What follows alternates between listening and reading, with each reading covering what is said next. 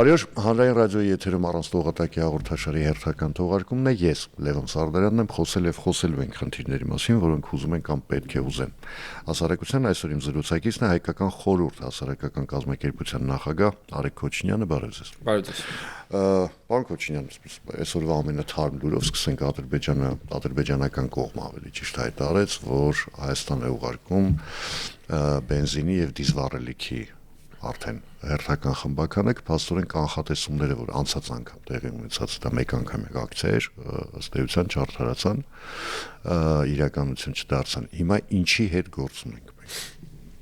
Եկեք միանգամից մի հատ բան ֆիքսենք, որ ինչ որ տենց բարեգործության մասին չի խոսքը առևտրի մասին է, մենք այդ վառելիքի համար վճարում ենք, այդ առաջինը։ Երկրորդ, էլի կարևոր տեխնիկական դետալ է, թե նախորդ անգամ վրացական կողմը ըստ էության անվճար էր թույլ տվաստի, ես խիստ կասկածում եմ, որ այս անգամ դա տեղի կունենա եւ դա ինքնարժեքի վրա որոշակի ազդեցություն ունենալու է, որտեղ ես արդեն կանխատեսում եմ, որ մարդիկ հեսա բան անելու, բա անցյալ անգամ էժան էր, այս անգամ թանկ է, դա էլ ձեր բենզինը, եկեք ֆիքսենք, որ այնտեղ կա մի հատ կարևոր բաղադրիչ, էլի այդ երկու տեխնիկական հարցերը։ Հիմա գլոբալ հարցին անդրադառնալով տեսեք, նոր տարուն սեղանի շուրջ բոլորը վստահ եմ խմել են խաղաղության կենացը։ Խաղաղ տարի լինի, չգիտեմ, խաղաղության տարի լինի եւ այլն, չէ։ Բայց Ժորժ ջան, եկեք մի հատ փորձենք այդ հասկանանք, թե խաղաղությունը ինչ բան է, էլի, այդ խաղաղությունը ինչ որ sense հրեշտակներով եւ արֆաների երաժշտությամբ ընթացող ինչ որ գործընթաց չի, դա ամենօրյա աշխատանք է, որը ուղեկցվում է տարբեր նմանատիպ ակցիաներով, փոխադարձ այցելություններով, դիվանագիտական կապերի հաստատմամբ, պայմանագրերով, առևտրաշրջանառությամբ, տնտեսական կապերով եւ այլն։ Հիմա սա դրա բաղադրիչներից մեկն է։ Ձեզ ասեմ ավելին, ինչքան նման գործակները ավելի շատ լինեն, ինչքան դրանք ավելի հաճախակի լինեն, մեթոդաբաններ են, այնքան մենք ավելի ենք հեռանում ուրեմն կոնֆլիկտային իրավիճակից, այնքան ավելի ենք մոտենում խաղաղությանը։ Շատ կարևոր է նաև հակառակ process-ը տեղի ունենա, այսինքն Հայաստանից ապրանքների արտահանում տեղի ունենա Ադրբեջան, ես կարծում եմ մենք ունենք ապրանքատեսակներ, որոնք որ կարող են հետաքրքիր լինել ադրբեջանական շուկայում, ադրբեջանի սպառողների համար, դա գյուղատնտեսական մթերքներն են, դա թեթև արդյունաբերությունն է, Հայաստանում բավականին դիվերսիֆիկացված է իրականում տնտեսությունը, ի տարբերություն մեր գրեթե բոլոր հարևանների։ Փոքր է, բայց դիվերսիֆիկացված է։ Այնպես որ սա շատ նորմալ process է, սա շատ ողջունելի process է։ Բնականաբար մենք Հայաստանում տեսնում ենք ինչ-ինչ խմբեր, ինչ-ինչ ուժեր, որոնք որ փորձում են դեմ ակցիաներ են իրականացնում եւ այլն։ Ես պայմանական մի քանի խմբերի կբաժանեմ այդ դեմ ճամբարը, այսպես ասենք, հա։ Մի խումբը մարդկանց, այդ են մարդիկ, ում համար այս ամեն ինչը դեռ շատ ցավոտ է, ում համար շատ քիչ ժամանակ անց է, շատ օբյեկտիվ է սա, որևէ խնդիր այդ մարդկանց հետ կապված չկա, այսինքն այնտեղ նույնիսկ մենք գիտենք, հա, մարդիկ կան զոհեր են ունեցել իրենց ընտանիքի անդամներ, բարեկամներ, հարազատներ, ընկերներ, ցավը շատ մեծ է եւ շատ բնական է, որ բանա գնում, հա, հերքում է գնում կամ չգիտեմ, ատելություն է ինչ որ գեներացվում, այդ խմբի հետ ընդհանրապես բան չկա, խնդիր չկա, մենք այդ խմբի հետ պետք է աշխատենք, այդ խմբին պետք է փորձենք ներգրավել process-ների մեջ, հարգելով իրենց ցավը, հարգելով իրենց կորուստը եւ այլն եւ այլն։ Կա երկրորդ խումբը, որը որ քաղաքական հայպ է բռնում, ասենց ասենք։ Այդ ճիշտ ոնց որ եղավ եկեղեցու թեմայով, հա, ուրեմն եթե ինչ-ինչ եկեղեցականներ դեմ են իշխանությանը, դրանք լավ եկեղեցականներն են, եթե ինչ-ինչ հոգեվորականներ կողմ են իշխանության, դրանք վատ հոգեվորականներն են։ Այսինքն ամեն ինչը տեղավորվում է բացառապես քաղաքական պայքարի կոնյունկտուրայի մեջ, առանց որևէ սրբության, առանց որևէ սահմանափակման, առանց որևէ կարմիր գծերի, ամեն ինչը քաղաքական կոնյունկտուրայի եւ իրար հարվածելու տրամաբանության մեջ ամբողջությամբ տեղավորվում։ Սա երկրորդ խումբն է։ Եվ կա երրորդ խումբը, այսպես գիտեք, ինչ որ առումով քսենոֆոբիկ, ինչ որ առումով ապաքաղաքական, որոնք որ շատ ներողություն, ոնց պրոպագանդայի տակ մնացած լինեն։ Այդ անհամատեղելիության մասին խոսակցությունները, արյան թշնամության մասին խոսակցությունները եւ այլն։ Բայց այդ նույն մարդիկ տենց որ նայում ես, գնում են, չգիտեմ, Անտալիայում են հանգստանում, բոտից գլուխ հագնված են թուրքական շորերով եւ այլն եւ այլն։ Այսինքն այդ չգիտեմ, գիտեք, մի հատ sense բան կա, որ ամեն ինչը լինի ձևի մասին, ոչ թե բովանդակության։ Նույն հայ-թուրքական հարաբերությունների մասին մի քիչ ծավալվում եմ, կներեք, բայց ուրեմն այն մարդիկ, ովքեր դեմ են հայ-թուրքական սահմանի բացմանն ու ուղիղ առևտրաշրջանառությանը, բացարձակ խնդիր չեն տեսնում նրա հետ օրինակ համար, որ Հայաստան-Թուրքիա առևտրաշրջանառությունը այս բան արդեն ասում է կես միլիարդ է, առանց բաց սահմանի։ Նորից հասկանում եք ոնց որ ձևն է խնդիրը, ոչ թե բովանդակությունը։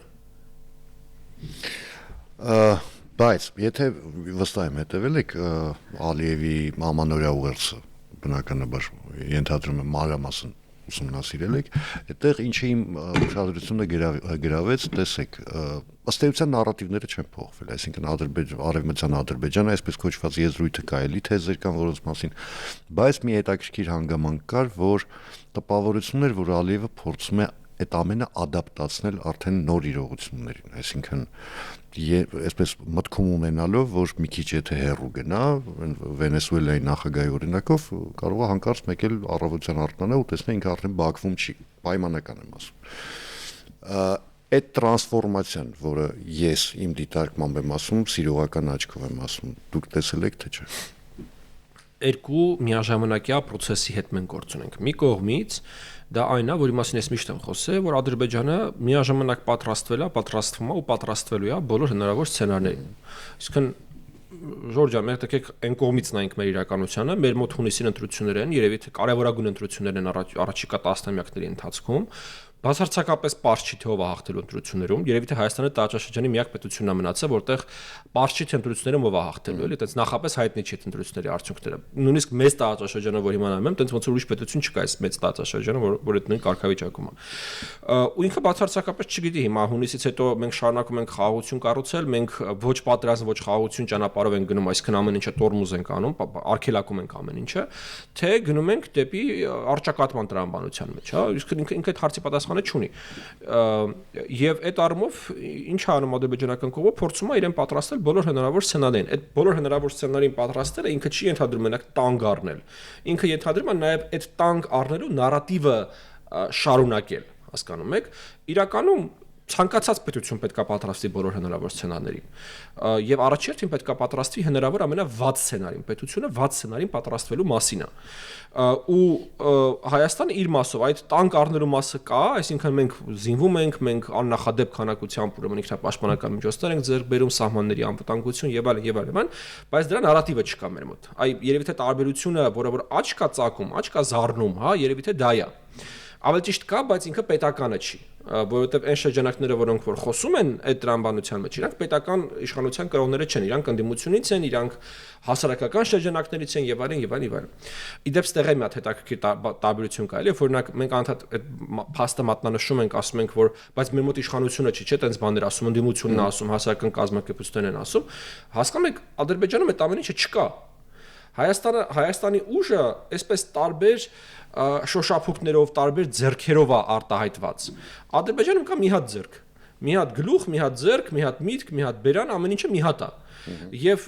իրանց աշխարհներ են, տենց են կալում։ Իրանք աշխարհներ են տենց են կալում։ Իրանք շատ հաճախ չեն հավատում, որ մեր մոտ էս ամեն ինչի հետ կապ չունի, այսինքն որ, չգիտեմ, ինչ որ ընդդիմադիր գործիչ կամ ինչ որ լրագրող կամ ինչ որ հասարակական գործիչ է, որ վերականում ինչ որ բան է ասում, իրանք չեն կարողանում շատ հաճախ տեղավորվել կամ հավատալ նրան, որ այդ մարդը իրոք ասենք բան չի, իշխանության խոսափողը չի կամ իշխանությունը իրան չի ասել դա ասա, կամ իշխանությունը չի կարող այդ մարդու բերանը փակի։ Ես պատկերացնում, ասենք իշխանությունից այսօր մեկը զանգի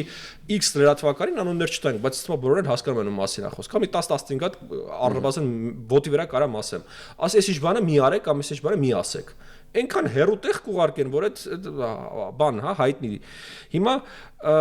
այս երկու իրականությունները եւ օբյեկտիվ եւ սուբյեկտիվ իրանց բոլոր տարբերություններով հանդերձ մենք պետք է կարողանանք ինչ-որ ձև իրար մոտարկել։ Մոտարկել ինչու՞ մասով ոչ թե իրար նմանացնենք, այլ խաղաղության բերենք։ Բայց մի բան, մի վերջի էլեմենտն էլ այո, դուք շատ ճիշտ եք, երբ որ ասում եք, որ այս ոնց է մի process-ներ, որ ուզում են նկարագրել։ Եվ երկրորդ process-ը դա իհարկե ադապտացիան է։ Եթե փուլ կար, եւ ես այդ փուլը շատ տենց գիտեք, լավ եմ հիշում, էլի, երբ որ օրինակ ադրբեջանցի փորձագետների հետ մեր հանդիպների բաների ժամանակ իրանք այդ արևմտյան Ադրբեջանի մասին լրիվ ուրիշ անոտացիաներով էին խոսում։ Կամ ասենք նույն Չակերտավոր Զանգեզուրի Միջանցք բանի մասին ուրիշ անոտացիաներով էին խոսում։ Ապա Աբու Դաբիից եւ բանից հետո, Վաշինգտոնից հետո, չէ՞ դուք մեզ սխալ եք հասկացել, մենք ինչ արտատարածքային միջանցք, այդ ճանապարհը ձերն է, մենք ձեր տարածքով պետք է անցնենք, ձեր ռեգուլյացիաներով պետք է անցնենք, հասկանում եք։ Իսկն տեղի առնում նոր քաղաքական իրականությանը ադապտացիա, ինչը նույնպես նորմալ process է։ Եվ մենք պետք է ցանկացած իրավիճակում շարունակենք գտնել կոնտր արգումենտները, կոնտր միջոցները այդ նարատիվները չեզոքացնելու, որտեղ այդ նարատիվները ինչքան էլ որ ադապտացվում են եւ մեղմացվում են ինչ որ չափով շարունակում են իրենց մեջ վտանգ կրել, ու նույնիսկ շարունակենք դեպի խաղաղություն ճանապարհը։ Եթե շատ բարձրացնեմ իմ այս երկու process-ների վերաբերյալ իմ վերլուծությունը, ապա նորից նոր բան չեմ ասելու, հին բան եմ ասելու։ Մենք երկու ուղղությամբ պետք է շարունակենք աշխատանքը։ Մի կողմից մեր դիմադրունակության ավելացման, մյուս կողմից բանակցային գործընթացին մասնակցելով եւ փոխշահավետ ինչ որ գաղափարներ, պրոյեկտներ սեղանին դնելով։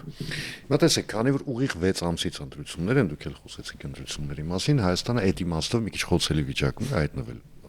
Թե իշխանությունը, թե ընդհանրապես հասարակությունը, որովհետև հասկանալի որ լինելու են որոշակի հարցակումներ, փորձեր են լինելու ապակայունացնել իրավիճակը։ Հիմա այդ գործընթացի վրա, այս 6 ամսվա վրա մեծագույն ազդեցություն են ունենալու մի քանի գործ։ Դրանցից մեկը հայ-ադրբեջանական հարաբերությունների կարգավորումն է կամ չկարգավորումն է, երկրորդը հայ-թուրքական հարաբերությունների կարգավորումը կամ չկարգավորումը, էլի երրորդը թրիփն է, այսինքն թրիփի ցանկացած հապաղում կամ առավել եւս տապալում կբերի տապալման ընտրություններում արդեն։ Հիմա իշխանությունը այդ ամենը գիտի, ու չորրորդ կարևոր գործոնը դա իշխանություն եւ եկեղեցու վերնախավի մի մասի այդ հակամարտությունն է, որը ես ինչպես կոնա հասկանում եմ, այս պահին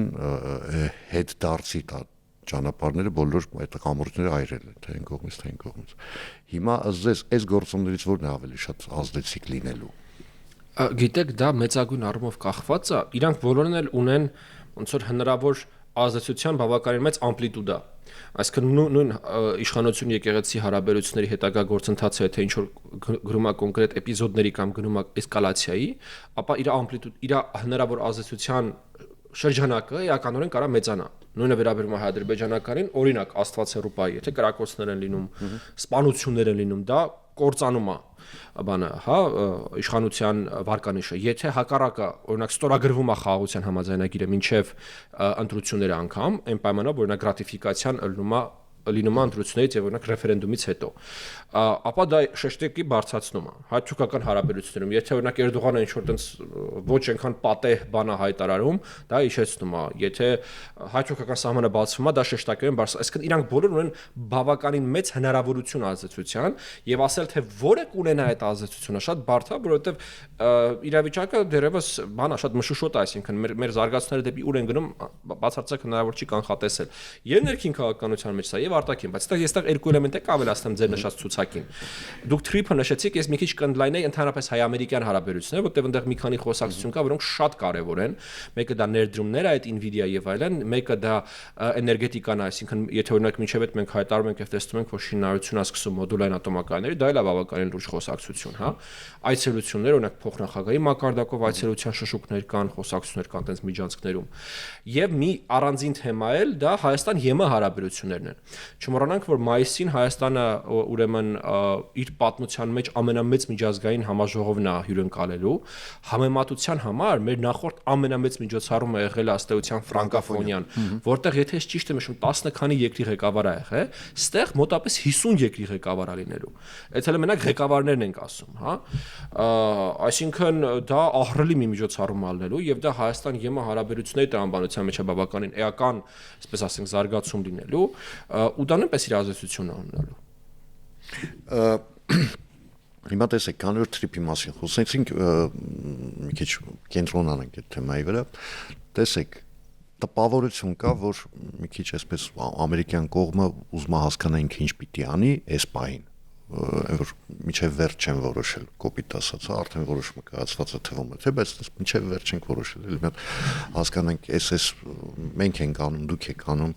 եւ այլն, բայց դրա հետ մեկտեղ տեսեք, Միացյալ Նահանգների նախագահը դեռ մինչև ամանոր հայտարարեց, որ Միացյալ Նահանգները փոխում իր արտաքին քաղաքականությունների մասը, որ պիտի դառնա ավելի ագրեսիվ եւ ավելի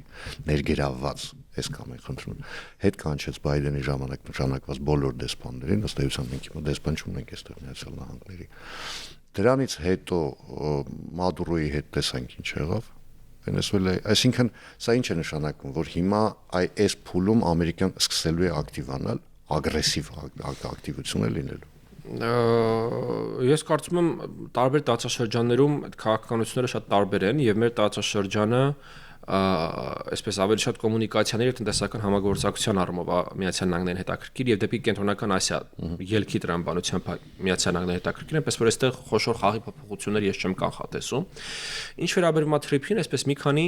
ես կարծում եմ հարց կա, որոնց պատասխանը կամ գտնվել է արդեն, կամ գտնման փուլում է։ Առաջին հարցը դա մաքսային անձնագրային վերահսկողության հարցն է, որը ես այսպայությամբ բացառում եմ, որ լինի որևէ կերպ ոչ հայաստանյան, իսկ դա լինելու է Հայաստանի Հանրապետության կողմից իրականացվող գործառույթ։ Միակ էլեմենտը, որ այնտեղ ես կարծում եմ դեռևս հնարավոր է ինչ-որ քննարկումներ լինեն, դա այդ front-end back-end օֆիսների գաղափարն է, որ լինի ինչ-որ դիմաբան, հա, անմիջական կապի մեջ մտնող օֆիս, որը օրինակ Հայաստանը կարա մասնավոր կազմակերպություն բարձի արտասահմանցիներով, որպեսզի այդ կոմունիկացիան կազմակերպի եւ հետեւի օֆիս, որը որ փաստաթղթերի ամբողջ ուրեմն վերիֆիկացիանում ստուգումն է անում, դա լինելու է բնականաբար արդեն պետական ծառայություն։ Միակ օրինակ ինչ որ տենց էլեմենտը, որտեղ դեռևս կարող են խոսակցել, է սա իմ պատկերացնում, բայց այն որ այնտեղ լինելու է սահման, լինելու է մաքսային անձնագրային վերահսկողություն, դա ինչքանով որ ես եմ հասկանում, քննարկման առարկա չէ։ Երկրորդ խոսակցությունը դա այն հողը, որի վրա որ անցնում է կոմունիկացիան, պատկանելու է Հայաստանի Հանրապետությանը, լինելու է դրա ինքնիշխանության, սուվերենության եւ այլ այդ բոլոր այդ բառերի ներքո, դա նույնպես քննարկման առարկա չէ։ Այդ հողը ես ինչքան հասկանում եմ, կարա տրվի վարձակալության։ Ինչ որ ժամկետով, որպեսզի դրա վրա կառուցվի այն կոմունիկացիան, որը պետք է կառուցվի։ Եվ կա երրորդ ուրեմն հարցը, այդ կոմունիկացիան, որը որ պետք է կառուցվի, ինքը ումն է։ Օրինակի համար երկաթգիծը նմանությամբ մեր մնացած երկաթգծերի կոնցեսիայի տակ է, հա, այսինքն ինքը Հայաստանինն է, բայց իր կառավարիչ կա։ Ես ենթադրում եմ, որ մոտավորապես նույն կարգավորումը լինելու է թրիփի վերաբերյալ, այսինքն լինելու է ուրեմն Հայաստանին պատկանող երկաթգիծ, որի կառավարումը հանձնված է լինելու ինչ-որ մի հատ ընկերության։ Հիմա չգիտեմ, դրա համար առանձին ընկերություն կստեղծվի, օրինակ, թե ոնց կլինի, դա ինձ թվում է դեռևս բանակցություններով պարզ կդառնա։ Եվ վերջապես վերջին հարցը օպերատորի հարցը, այսինքն բացի հողից, բացի բուն կոմունիկացիայից կա նաև օպերատորի հարց։ Օպերատորները տարբեր են։ Մի օպերատորը օրինակ maintenance, այդ շահագործումն է իրականացնում, հա, վերանորոգումներ եւ այլն։ Երկրորդ օպերատորը անվտանգությունն է ապահովում։ Երրորդ օպերատորը կառավարումն է իրականացնում, որ գնացքը երբ է դուրս գալիս, երբ է մտնում։ Սրանք ընկերություններ պետք է լինեն, որոնք նույնպես այսպես մասնավոր ընկերություններ, որոնք այդ իրենց օպերատորական դերը իրականացնել են։ Հիմա սա կարելի հայկական, սա կարելի միջազգային, սա կարելի նոր ստեղծված ընկերություն։ Այս հարցերն են իմ ընկալմամբ, որոնք քննարկվում են։ Այս հարցերի մեջ հենվելով պաշտոնական հաղորդագրությունների վրա, որ վարչապետը հայտարարեց, որ ստեղծվելու է հայ-ամերիկյան թրիփ ընկերություն, ստեղծվելու է Հայաստանում, դա բավականին կարևոր արձանագրում է, այսինքն այս ես ինչքան հասկանում թրիփ ընկերությունը վերաբերվելու է ենթակառուցվածքի սեփականությանը, հա։ Իրականում իմ կանխատեսմամբ հնարավոր է առաջիկա 2 ամիսներին այս բանակցությունները ավարտել եւ սկսել արդեն բուն շինարարությունը։ Հիմա տեսեք, կոմունիկացիաների թեման շարունակելով ամանորից առաջ դեռևս վարչապետ Փաշինյանը հետո որ գնաց Մոսկվա, դրանից հետո ասեց որ բանակցել է այդ թեմայով խոսք վերաբերում է Ղազախ-Իջևան, Ախուրիկ, Կարս այդ հատվածին, ըստ էության տպավորությունն էր, որ Հայաստանի իշխանությունները Ռուսաստանին այդպես բարեկամաբար ասեցին, գիտեք ինչ կա, դուք այստեղ մի խաղացեք։ Եթե ուզում եք խաղալ, գնացեք մի քիչ ավելի հյուսիս խաղացեք, այնտեղ խաղալու լավ տեղ կա։ Դուրում կարող եք մասնակցել, կառուցել եւ այլն, բայց միաժամանակ ինքը շատ նման էր մարտահրավերի։ Ինչու, որովհետեւ Ռուսաստանի այդ RŽD-ն ինքը բավական լուրջ ֆինանսական խնդիրներ ունի, ես գիտեմ։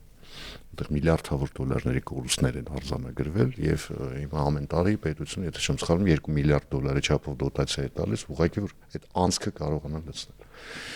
Եվ դա գնահատվեց որպես Ռուսաստանին ըստ էության խաղից դուրս թողելու քայլ։ Դուք այդպես եք ընկալում, թե չէ։ Այդպես ընկալողները մի քիչ լավ չեն հասկանում քաղաքական գործընթացների էությունը։ Ըստ էության ինչ առաջարկել Հայաստանը։ Հայաստանը Ռուսաստանին առաջարկել է մասնակցություն ունենալ տարածաշրջանում կոմունիկացիաների ապաշրջափակմանը։ Ընդ որում ես մի բան ասեմ, այդ հյուսիսային ճանապարհը այնտեղ եթե մի կտորել է կառուցվում, ինքը դառնում է Կարս, Գյումրի, Վանաձոր, Իջևան, Ղազախ ճանապարհ։ Ինքը հնարավոր ամենակարճ ճանապարհն է Թուրքիայից Ադրբեջան։ Ինքը 100 կիլոմետրից ավելի կարճ է Թրիփից, եւ ինքը 100 կիլոմետրից ավելի կարճ է վրացական երկաթգծային ճանապարհից։ Այսինքն ինքն Զալատոյ Սիչենիա, այդ ամենակարճ հնարավոր արևելք-արևմուտք կապն է Թուրքիա-Ադրբեջան պարագծի մեջ։ Այդ մեկ եւ երկրորդը ինքն է ամենաանվտանգ ճանապարհն է, որովհետեւ օրինակ եթե Թրիփը անցնում է հայերենական սահմանով եւ ադրբեջանայերենական սահմանով 100-ավոր կիլոմետրեր, վրացական երկաթգիծ անցնում է բավականին մոտ ռուս-վրացական շփման գծից, այդ օկուպացիոն գծից, սա բոլորից հեռու է, ինքը հանգիստ ճանապարհ է, իր ռելիեֆն էլ է շատ ավելի լավ է, քան մնացածին, այսինքն ինքը իմ կարծիքով ապագան այդ տնտեսական հարաբերությունների ապագան իրականում հյուսիսով անցնելու հարավը դա քաղաքական պրոյեկտ ավելի շատ հիմա Հայաստանը առաջարկել է Ռուսաստանին ընդհանրապես մի քանի փոքր ներդրում անել մի ներդրումը վերաբերվում է Կարս Գյումրի որը 10 կիլոմետրից էլ պակաս է, եթե ես ճիշտ եմ հիշում։ Երաս Սարդարակ ընդհանրապես 4-5 կիլոմետր է։ Այնտեղ միակ լուրջ կտորը դա Ղազախ Իջևանն է, որը որ եթե մեր ուրեմն նախնական տվյալները ճիշտ են, մոտապես 30 կիլոմետր կառուցելու հարց կա եւ 60 կիլոմետր վերանորոգելու հարց կա։ Սրանք ինչ որ տենց ահռելի ծախսեր չեն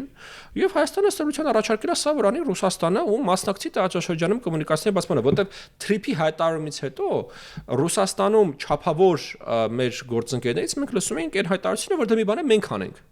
Օրինակ, չգիտեմ, նկատել եք թե չէ, Ռուսաստանում երկու ոնց որ իրար հետ մրցակցող մոտեցում կա Հայաստանին, հա, մեկը դա Հայաստանին պատժենք, սխմենք, սատկացնենք, ոտի տակ տանք, մյուս մոտեցումը դա մի բան է մենք փորձենք անենք հայերի հետ։ Պայմանական էս Եգոր Թավշատ Միշուստին եւ փոխվարչապետ Օվերչուկ մոտեցումն են, առաջինը ԱԳՆ բան այդ մոտեցումն է։ Հիմա սա առաջարկն է ըստեյության այս երկրորդ մոտեցման ներկայացուցիչ, որ Ժորժ ջան, եկեք էսը դուք արեք։ Հիմա դրանց զուգահեռ նաև Հայաստանը ինչ է ասում, քանի որ սա մեզ համար ռազմավարական կարևորության պրոյեկտ է, ավելին ինքը մեր ապագան է ըստեյության, եթե դուք դա չանեք, հարգելի գործընկերներ, դա կանենք մենք։ Եվ ես ուզում եմ հիշեցնեմ, որ հայ-ռուսական կոնցեսիոն պայմանագրի համաձայն այն ինչ որ կառուցում է ուրեմն ՌԺԴ-ն իր կառավարման ներքո է, այն ինչ որ ինքը չի կառուցում, իր կառավարման ներքո չէ։ Հենց դա է պատճառը, որ օրինակ Թրիփը որևէ կերպ չի վերաբերվելու ՌԺԴ-ին, որտեղ դա ինքը չի կառուցում։ Այսինքն պայմանագրով մենք իրենց կառավարման հանձնել ենք այն ենթակառուցվածքները, որոնք գոյություն են ունեցել ստորագրման պահին, եւ հավելել ենք, որ այն ինչ որ իրանք կկառուցեն, կմտնի իրանք մանդատի, այսպես ասած, այդ իրենց կառավարման լիցենզիայի մեջ, ինչ որ իրանք չեն կառուցի, չի մտնի։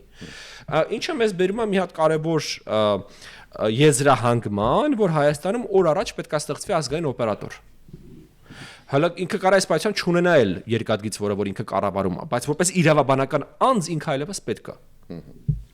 Վերադառնանք ընտրությունների թեմային, տեսեք, ինչ է անում իշխանությունը հասկանալի, արդեն բաց թափանցիկ խաղ է գնում այդ իմաստով, բայց այ ինչ է անում ընդդիմությունը փորձենք հասկանալ, որտեղ իմ մոտ օրինակ այն տպավորությունն է, որ ընդդիմությունը փորձում է համախմբվել կաթողիկոսի շուրջ, եւ այդ համախմբման նպատակը ոչ թե այդտեղ հաղթանակած դուրս գալն է պայմանական ասած,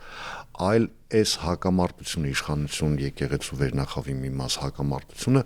քաշելով հասցնել մինչև ընտրություններ, հասկանալով, որ այդ հակամարտությունը, ինչպես երկրորդ նախագահը մի անգամ արտահայտվեց, քոքից մաշացնելու է իշխանությանը, հա։ Ես մի բառի հետ ձեր ասած չեմ համաձայնվի, փորձում են համախմբվել կաթողիկոսի շուրջ, իրենք փորձում են օգտագործել կաթողիկոսին։ Իրենք եթե վաղը պետք լինի օգտագործեն Գրիգոր Լուսավորչի աչը, եթե պետք լինի օգտագործում են մեր հանգուցյալ կաթողիկոսների մարմինները, հասկանում եք, ցանկացած ձևով այ անել այն ինչ որ դուք ասացիք, մաշեցնել մինչև քոքը։ Հիմա ըստ էության ինչ է տեղ ունեցել, եկեղեցու վերնախավի մի մասը միամտությունից այլընտրանքի բացակայությունից թե ինչից դարձել է այդ գործիքը, այդ օգտագործվող առարկան ընդդիմության ձեռքին իշխանությանը հարվածելու կամա թե ակամա հասկանալով թե առանց հասկանալու, բայց իրենք դարձել են օգտագործման առարկա, իրանց շուրջ չեն միավորվում, իրանց օգտագործում են ընդհանրապես, սա շատ կարևոր տարբերություն է, էլի, որտեղ ասում եք ինչ-որ մեկի շուրջ միավորվել, նշանակում է, որ ինչ-որ մեկը որի շուրջ միավորվում են, պետք է ունենա սուբյեկտայնություն, այսինքն ինքը պետք է որոշումները կայացնի կամ առնվազն որոշումների կայացման ունենա մասնակցություն։ Բայց պնդել, որ մի խումբ եպիսկոպոսներ այդ մարդկանց շրջանակում եւ որոշումներ կայացնողներն են կամ այդ որոշումների կայացման մասնակիցներ են, աբսուրդ է։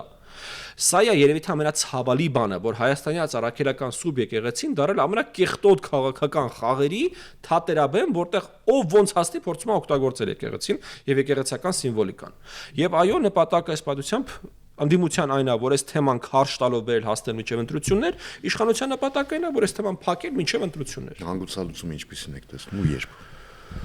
Հասկանալի է, որ այն կողմից ձգելու են, այս կողմից շտապելու են։